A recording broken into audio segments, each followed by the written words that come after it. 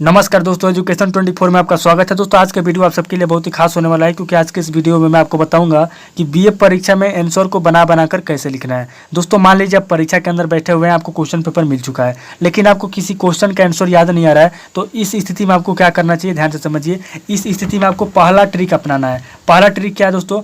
प्रश्नों का खंडन करना है और एक एक शब्द से अनेक शब्द बनाना है। अब इसका मतलब क्या हो दोस्तों, इसको समझाता हूँ। दोस्तों देखिए, आपके सामने जो भी प्रश्न आपका मिला हुआ है उस प्रश्न को ध्यान से पढ़ना है और उस प्रश्न का खंडन करना है। खंडन से मेरा मतलब है कि शब्दों को अलग अलग लेके समझना है, प्रश्नों का खंडन करना है और एक एक शब्द से अनेक शब्द बनाना है। अब एक एक शब्द से अनेक शब्द बनाना, इसका मतलब क्या हुआ कि आपको एक एक शब्द के बारे में ध्यान से देखना है और समझना है कि आप एक एक शब्द के बारे में जानते हैं कि नहीं जानते हैं। और अगर आप उसमें से एक भी शब्द के बारे में कुछ भी जानते होंगे तो मान लीजिए कि आपका पूरा उत्तर कंप्लीट हो गया। जैसे मान लीजिए कि यहाँ पे आपका क्वेश्चन है, क्वेश्चन जैसे मान लीजिए, इमेजिन करिए कि आपके क्वेश्चन में ये क्वेश्चन आया हुआ है कि चंद्रगुप्त मौर्य के प्रारंभिक जीवन तथा उसकी कृतियों का वर्णन कीजिए, क्या वह महान शासक था। तो यहाँ पे आपका क्वेश्चन आया हुआ है कि चंद्रगुप्त मौर्य के प्रारंभिक जीवन तथा उसकी कृतियों का वर्णन करना है और वह महान शासक था, इसके बारे में बताना है। तो अब आप क्या करेंगे, इस प्रश्न का खंडन करेंगे। सबसे पहले अब खंडन कैसे करेंगे, अलग अलग शब्दों को लेंगे। जैसे पहला शब्द ले लिया आप चंद्रगुप्त मौर्य। अब चंद्रगुप्त मौर्य आपका खंडन हो गया,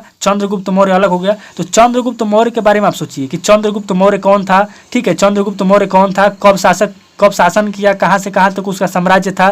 ठीक है, उसके मंत्री कौन थे, उसका मतलब कि राज्य कैसा था, उसकी प्रजा कैसी थी, इसके बारे में आपको सोचना है। और अगर आप चंद्रगुप्त मौर्य के बारे में थोड़ा सा भी जानते हैं तो उसको लिखिए, आपको पहला पॉइंट मिल गया।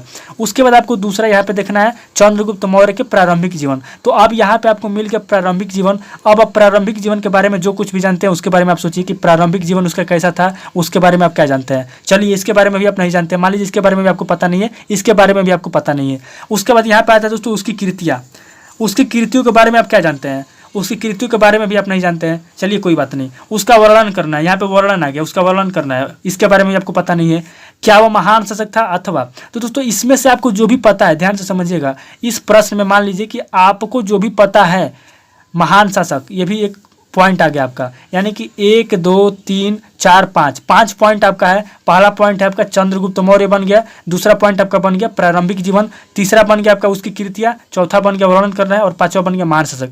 अब दोस्तों मान लीजिए कि आपको चंद्रगुप्त मौर्य के बारे में पता नहीं है, लेकिन आपको उसकी प्रारंभिक जीवन के बारे में पता है कि वो एक छोटा सा चंदू लड़का था, यानी उसका नाम चंदू था, जिसको जो है चाणक्य ने, चंद्रगुप्त मौर्य को, चाणक्य थे जो चाणक्य पंडित, उन्होंने उसको उठाया, उसको जो ट्रेनिंग दिया और उसके बाद से जो धनानंद जो था राजा, उसके विरुद्ध उसको भड़का करके उसको राजा बनाया। तो अगर आपको थोड़ा सा भी पता है प्रारंभिक जीवन के बारे में तो आप उसके जीवन के बारे में थोड़ा सा लिखिए और फिर उस थोड़े से में से बना बना के थोड़ा बना बना के लिख डालिए।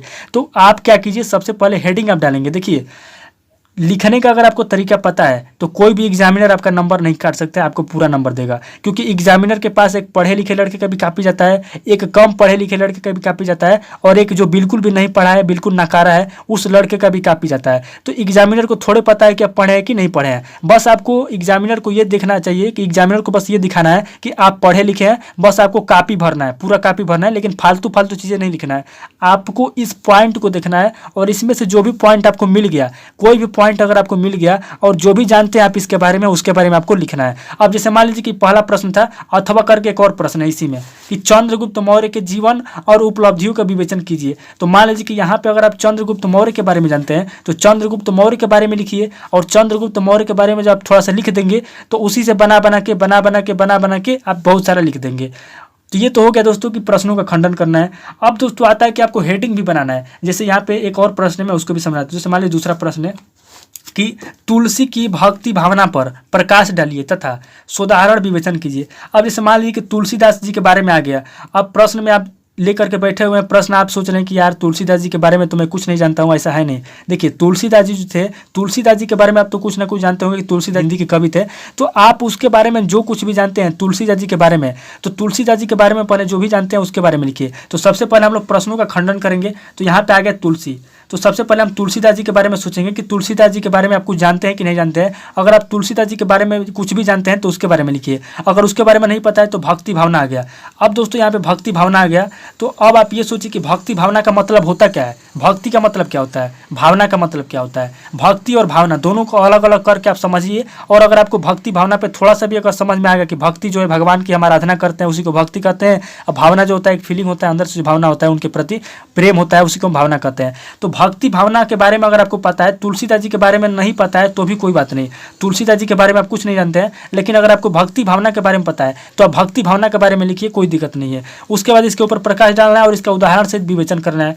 तो आपको जो है तुलसीदास जी के बारे में पता नहीं है, भक्ति भावना के बारे में पता है, तो आप भक्ति भावना के ऊपर जो है 3 से 4 पेज लिख दीजिए। उसके बाद इसका थोड़ा हेडिंग बना करके थोड़ा अच्छे से लिख डालेंगे तो कोई दिक्कत नहीं होगा। अगर मान लीजिए कि 10 नंबर का क्वेश्चन है, जैसे मान लीजिए अगर ये 10 नंबर का क्वेश्चन है तो इसमें से आपको कम से कम 8 या 9 नंबर नहीं मिलेगा तो कम से कम 6 या 7 नंबर तो आपको मिल ही जाएगा। तो इस तरीके से आपको प्रश्नों का पहले खंडन करना है और खंडन करने के बाद शब्दों को अलग अलग लेना है और अलग अलग शब्दों को लेकर के ये देखना है कि आपको किसी एक शब्द के बारे में जानकारी भी है तो उस शब्द को लिख डालिए। जैसे यहाँ पे तुलसी की भक्ति भावना पर प्रकाश डालिए, सुधारण विवेचन कीजिए। तुलसीदास जी के बारे में हमें पता नहीं है, भक्ति भावना के बारे में पता है तो हम भक्ति भावना के बारे में लिखेंगे। ताम झाम लेने की जरूरत नहीं है, आपको जो पता है उसके बारे में लिखना है। उसके बाद दोस्तों अथवा करके यहाँ पे नीचे है कि तुलसी महान सामान्यवादी कवि थे, इस कथन की पुष्टि कीजिए। अब यहाँ पे दोस्तों मान लीजिए कि आपको तुलसीदास जी के बारे में थोड़ा सा पता है और उसके बाद महान थे, सामान्यवादी थे, कवि थे, कवि के बारे में पता है और तुलसीदास जी के बारे में नहीं पता है। सॉरी, मान लीजिए तुलसीदास जी के बारे में आपको पता नहीं है,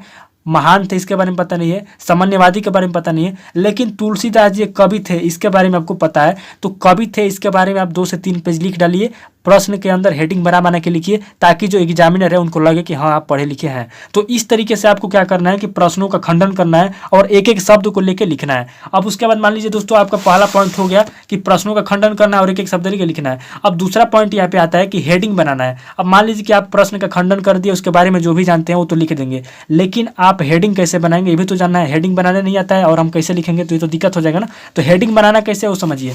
जैसे यहाँ पे आपका पहला प्रश्न था कि चंद्रगुप्त मौर्य के प्रारंभिक जीवन, तो सबसे पहला आपका हेडिंग मिल गया चंद्रगुप्त मौर्य। तो सबसे पहले हम क्या करेंगे, सबसे पहले हम लिखेंगे चंद्रगुप्त मौर्य, चंद्रगुप्त मौर्य का जीवन, चंद्रगुप्त मौर्य का जीवन लिखेंगे, ये पहला हेडिंग हो जाएगा। फिर उसके बाद दूसरा हेडिंग हो जाएगा हमारा चंद्रगुप्त मौर्य का प्रारंभिक जीवन, तो ये दूसरा हेडिंग हो गया। अब इसमें तीसरा हेडिंग हमारा कहाँ है, तो तीसरा हेडिंग है उसका कृतियाँ। तो हम यहाँ पे थोड़ा सा और जोड़ देंगे, इसको जोड़ देंगे यहाँ पे कि चंद्रगुप्त मौर्य की कृतियाँ, इस तरीके से लिखेंगे हम चंद्रगुप्त मौर्य की कृतियाँ। उसके बाद चौथा हेडिंग हमारा क्या हो गया, महान शासक था कि नहीं था, तो हम लिखेंगे चंद्रगुप्त मौर्य महान शासक के रूप में, इस तरीके से लिखेंगे कि चंद्रगुप्त मौर्य महान शासक के रूप में, इस तरीके से लिख सकते हैं। या फिर इस तरीके से भी लिख सकते हैं कि चंद्रगुप्त मौर्य महान शासक था, इस तरीके से लिख के इसके अंदर लिख सकते हैं। फिर उसके बाद इसका वर्णन करने के लिए लिख रहा है तो हम लिखेंगे चंद्रगुप्त मौर्य की व्याख्या, इस तरीके से लिख के अगर आप लिखेंगे यानी कि इसी के अंदर आपका हेडिंग बनेगा, इसी के अंदर आपका उत्तर छुपा हुआ है और इसी के अंदर आपका पॉइंट बन जाएगा। तो इस तरीके से आपको हेडिंग बना के लिखना है। अब जैसे मान लीजिए कि दूसरा आपका है कि चंद्रगुप्त मौर्य के जीवन और उपलब्धियों का वर्णन कीजिए, विवेचन कीजिए। तो पहला हेडिंग आपका बन गया चंद्रगुप्त मौर्य के जीवन, यहाँ से यहाँ तक आपका पहला हेडिंग हो गया चंद्रगुप्त मौर्य का जीवन, ये पहला हेडिंग हो गया। उसके बाद से उपलब्धियों का विवेचन, ये दूसरा हेडिंग हो गया उपलब्धियों का विवेचन।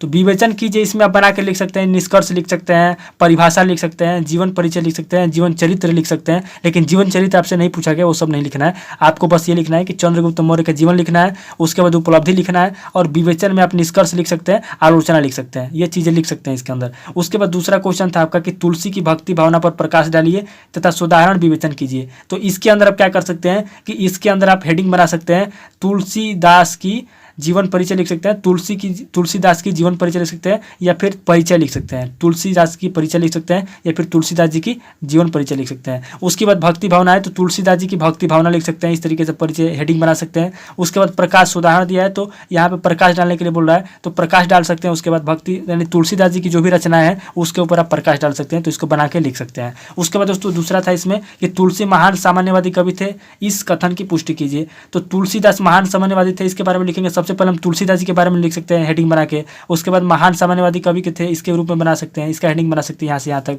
तो आपको क्या करना है कि आपको क्वेश्चन को जवाब देखिए, क्वेश्चन को जब आप 2 से 3 बार पढ़ेंगे तो क्वेश्चन के अंदर ही आपका हेडिंग छुपा होता है, क्वेश्चन के अंदर ही आपका उत्तर छुपा होता है। बस आप उसमें से खंडन कीजिए, शब्दों का खंडन कीजिए, प्रश्नों का खंडन कीजिए और उसके बाद उसका हेडिंग बनाइए। उसके बाद दोस्तों लास्ट में तीसरा पॉइंट आता है आपका कि आपको जो है पॉइंट बनाना है। अब पॉइंट बनाना है, कैसे बनाएंगे, जैसे यहाँ पे देखिए यहाँ पे पहला क्वेश्चन था चंद्रगुप्त मौर्य के प्रारंभिक जीवन तथा उसकी कृतियों का वर्णन कीजिए। तो अब आप यहाँ पे क्या करेंगे कि पॉइंट बनाने के लिए सबसे पहला पॉइंट आपका हो गया चंद्रगुप्त मौर्य, ये आपका पहला पॉइंट हो गया, इतना आपका पहला पॉइंट हो गया चंद्रगुप्त मौर्य।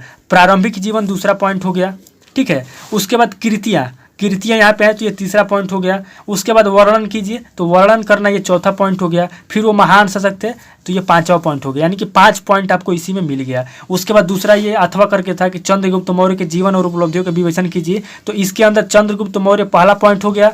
उसके बाद जीवन दूसरा पॉइंट हो गया, उपलब्धि तीसरा पॉइंट हो गया और विवेचन कीजिए चौथा पॉइंट हो गया। 4 पॉइंट आपको इसके अंदर भी मिल गया। उसके बाद दूसरा क्वेश्चन जो था तुलसी की भक्ति भावना, तो तुलसीदास जी थे, इनका पहला पॉइंट यहाँ पे मिल गया तुलसी जी। उसके बाद भक्ति भावना दूसरा पॉइंट आपका हो गया। उसके बाद प्रकाश डालिए तीसरा पॉइंट हो गया, उसके ऊपर प्रकाश डालना है और उदाहरण भी देना है, तो ये चौथा पॉइंट हो गया उदाहरण, और विवेचन कीजिए ये पांचवा पॉइंट हो गया। यानी कि आप पॉइंट जितना बनाना चाहें उतना पॉइंट बन सकता है। देखिए पॉइंट कैसे लिखा जाता है वो भी समझ लीजिए। जैसे यहाँ पे कोई उत्तर लिख रहे हैं आप, कोई हेडिंग लिखे हैं यहाँ पे, तो यहाँ पे पॉइंट इस तरीके से आपको 1 नंबर लिख के, इस तरीके से आप 1 नंबर लिख के पॉइंट लिखेंगे। जैसे यहाँ पे 1 नंबर लिख दिए, उसके बाद आप यहाँ पे लिख सकते हैं चंद्रगुप्त मौर्य। चंद्रगुप्त मौर्य यहाँ पे अगर पॉइंट देके अगर आप लिखेंगे तो भी आपको पूरा नंबर मिलता है, आपका नंबर कटता नहीं है, इस बात को ध्यान रखिएगा। उसके बाद यहाँ पे दूसरा पॉइंट आप दे देंगे, जैसे यहाँ पे था तुलसीदास जी के, तो यहाँ पे दे सकते हैं तुलसीदास जी। तो इस तरीके से अगर आप पॉइंट देके लिखेंगे तो इससे क्या होगा कि आपका जो नंबर है पूरा नंबर मिलेगा, आपका नंबर कटेगा नहीं। अगर आपको कुछ नहीं भी आ रहा है तो भी आपको कुछ नंबर मिल जाएगा। तो इस तरीके से आपको पॉइंट बना के लिखना है। तो इन 3 बातों को ध्यान रखिएगा कि आपको क्या करना है। पहला पॉइंट है कि प्रश्नों का खंडन करना है और एक एक शब्द से अनेक शब्द बनाना है। दूसरा है कि हेडिंग बनाना है और तीसरा पॉइंट बनाना है। अगर आप इन 3 तरीकों से लिखना सीख गए तो अगर आपको कुछ भी नहीं आ रहा है तो भी आप बना बना के लिख देंगे। दोस्तों देखिए, परीक्षा के अंदर कोई भी क्वेश्चन होता है तो उसके अंदर एक शब्द ऐसा जरूर होता है जिसके बारे में आप थोड़ा बहुत जानते हैं। तो आप क्या कीजिए कि जिस शब्द के बारे में आप जानते हैं उसी शब्द से शुरुआत कीजिए, उस शब्द के बारे में खंडन कीजिए, उसके बारे में जानिए, उसके बारे में लिखिए और उसके बाद उसका हेडिंग बनाइए, उसका पॉइंट बनाइए। तो इस तरीके से अगर आप लिखेंगे तो आपको नंबर मिलेगा। मान लीजिए अगर 10 नंबर का क्वेश्चन अगर आपको 10 नंबर नहीं मिलता है तो कम से कम आपको 5 या 6 नंबर भी मिलेगा, कम से कम पासिंग नंबर तो मिल जाएगा ना। और एक बात और ध्यान रखिएगा, आपको परीक्षा के अंदर कोई भी क्वेश्चन छोड़ना नहीं है, आपको बना बना के लिखना है। पहले प्रश्नों का खंडन कर दीजिए, उसके बाद एक शब्द से जानकारी इकट्ठा करके लिख दीजिए। तो इस तरीके से आप लिखेंगे तो आपको पूरा नंबर मिलेगा। तो दोस्तों आज इस वीडियो को यहीं पे स्किप करता हूं और मिलता हूं आपसे नेक्स्ट वीडियो में किसी नेक्स्ट टॉपिक के ऊपर। दोस्तों अगर आपको ये वीडियो अच्छा लगा तो वीडियो को लाइक कीजिए, शेयर कीजिए और कमेंट करके बताइए कि आपको नेक्स्ट वीडियो किस टॉपिक के ऊपर चाहिए। थैंक यू दोस्तों।